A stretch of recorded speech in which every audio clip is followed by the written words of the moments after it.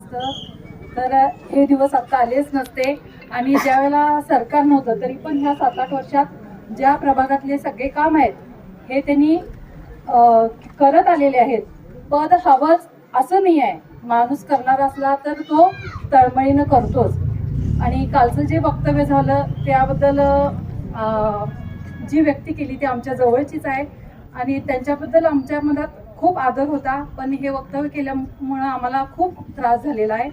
आणि जर अशा जमिनी घेऊन किंवा असं परस्पर त्यांचा व्यवहार करून जर मोठं व्हायचं असतं तर आम्ही कधीच मोठं झालो असतो. आमचे सासरे आहेत चंद्रकांत बापू खामकर, यांच्या वेळेपासून आमचं घराणं राजकीय आहे. व्यक्ती कशी असते काय असते, जर त्यांना भ्रष्टाचार करायचाच असता तर ह्याच्या आधीच आमचं सगळंच छान झालं असतं किंवा सगळ्या ह्याच्यात प्रगती दिसली असती. योग्य वेळ यायला लागते, योग्य वेळी सगळीच कामं होत असतात आणि त्याचा अर्थ तुम्ही असा वेगळा लावू नये, मी एवढंच म्हणू इच्छिते.